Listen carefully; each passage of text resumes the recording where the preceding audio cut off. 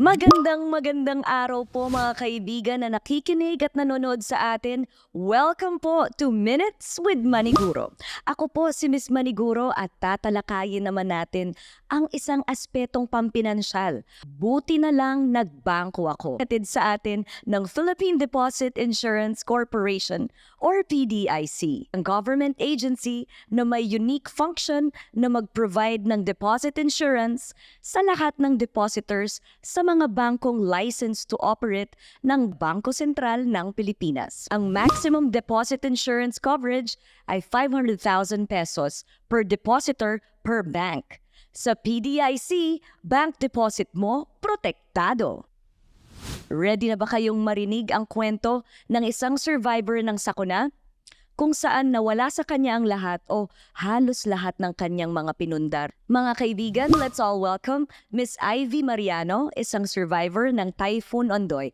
Hi, Miss Ivy! Hello. Miss Ivy, pakikwento mo nga sa amin yung pangyayari sa'yo. Overnight kami sa office. 6:30 na ako, AM nakauwi. Nung wala pang 1 hour ako natutulog, ginising ako ng son ko. Sabi niya, Mami, may flood na sa house natin. Sabi ko, no anak, hindi totoo yan. Akala ko naman napapanood niya lang sa TV. Tapos nung pagising ko, nasa bewang ko na siya.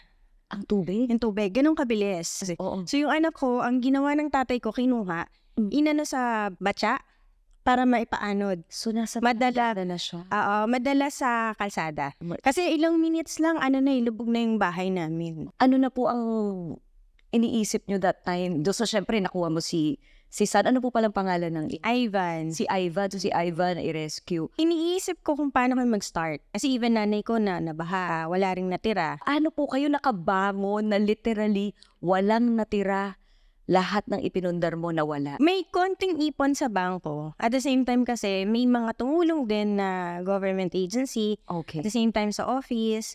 Nakatulong din na malaki sa akin yung nagbigay ng amendment yung SS Pag-ibig na makautang kami sa kanila walang interest for 1 year to pay. Tapos after nun, bumili kami ng mga kailangan talaga. Yung pagkain, basic, pangluto, usually yun lang. Tapos the rest na natira is pinampuhunan namin.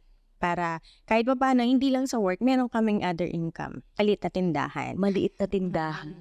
Unti-unti. Unti-unti. Ang mahalaga po doon ay meron kayo. Meron kaming ipon na kahit pa paano na makukuha mo siya in case of yung emergency na nangyari. Gaano po ka-importanting dapat tayo ay nag-iimpok sa bangko? Sobrang laking importante. Kasi hindi mo alam kung kailan mangyayari yung delubyo. Ano yung pwede nating ma-share sa kanya na talagang greatest lesson po ninyo, Miss Ivy, at ng family ninyo sa pagharap ng mga sakuna katulad ng bagyo? Una-una dapat ready ka. Mentally, emotionally, physically.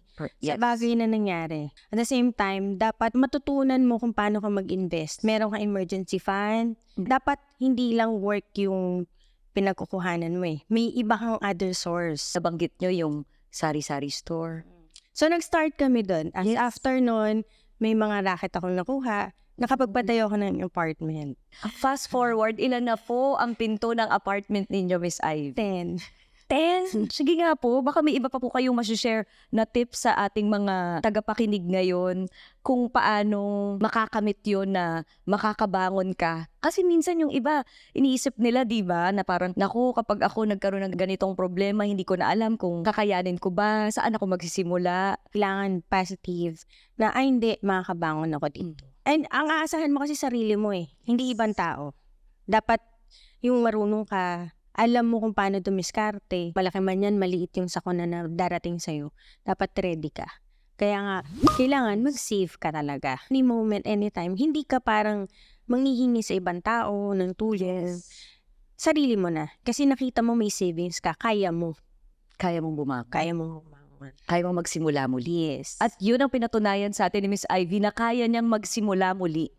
Kaya po nako mga kapatid, lagi po natin siguraduhin na preparado ang pamilya financially para sa lahat ng sakuna. Magkaroon ng emergency fund na magpaghuhugutan natin sakaling may delubyong mangyari. At ito po ay ilagay natin sa bangko para protektado. Ito po ang payo sa atin ng PDIC. Maniguro, magbangko, tulong sa pag-asenso. Sa PDIC, bank deposit mo, protektado. Maniguro,